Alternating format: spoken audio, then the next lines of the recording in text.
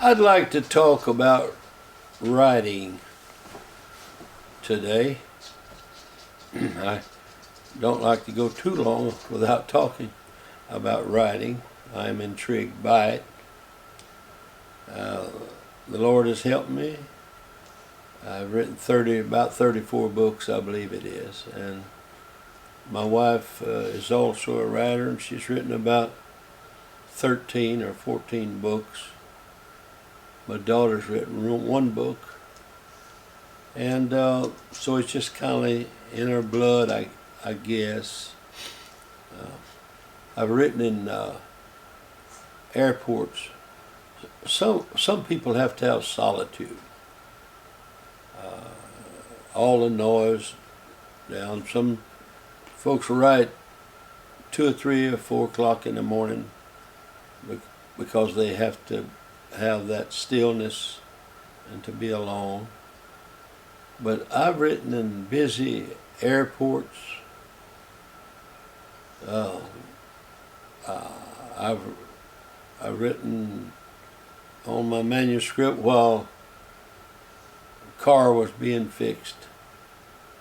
In fact, I write in longhand, and that's just the way I do it.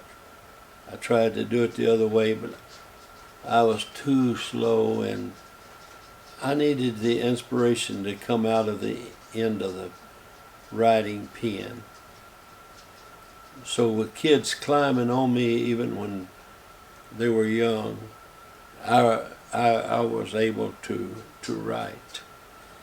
I remember one time I was teaching writing in IBC, Indiana Bible College, and I brought into the class a picture of a train pulled up, parked in front of the station, kind of an old station like. And I asked everyone to write a story based looking at that picture and deducting from it what they thought should be written, why it was there, where it was going, this and that, whatever they wanted to write about it. And I'm going to tell you, there was some great writing done just from looking at that one picture.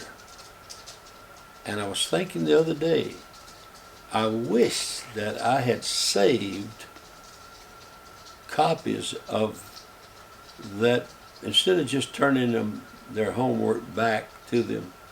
I wish that I had gotten a copy, because there was some really good writing. You know, they say that someone said a writer is someone who talks to themselves or in themselves.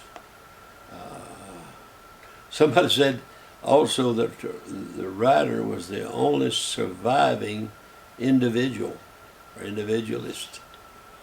Well, I'm not so sure about that. But I tell you what, a writer, it would be so nice if he could be exempt from other fields of endeavor, because he's actually working. He's like any speaker. He's actually working while he's staring out a window, because his thinking and so forth. Writing is a struggle against silence. And I want to say that writing, the desire to write, grows with writing. You just take a blank piece of paper. That's exciting. A blank piece of paper is very, very exciting, because just to think what you can put on that and how that you can make others maybe want to read it. It's so creative. Ernest Hemingway said, I have tried to write the best I can, and sometimes I had good luck and wrote better than I can. Oh, let me tell you, I went to Ernest Hemingway's home in Key West, Florida. His old home. He was already passed away. But we went to his home and took a tour. Now, he had 6 toed cats when he was alive, and those 6 toed cats were still alive and playing in the yard. And I counted a privilege to be able to see Ernest Hemingway's cats, 6 toed cats, before they died. And they were taking us all upstairs. It was not a fancy home. They was taking us upstairs, and they had his office upstairs, and they had it roped off.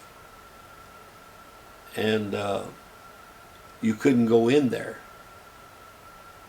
or most people couldn't.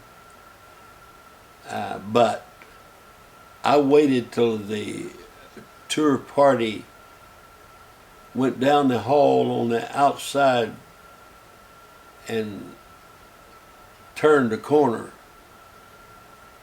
And I moved that rope, and I went in, and I sat down at Ernest Hemingway's desk. I sat there. Oh, I enjoyed doing it. And I still enjoy telling you about it. But anyway, to be a good writer, a person needs to be a good reader. A good reader. Samuel Johnson said, I never desire to converse with anyone that has written more books than he has read. And Charles Lamb said, books think for me.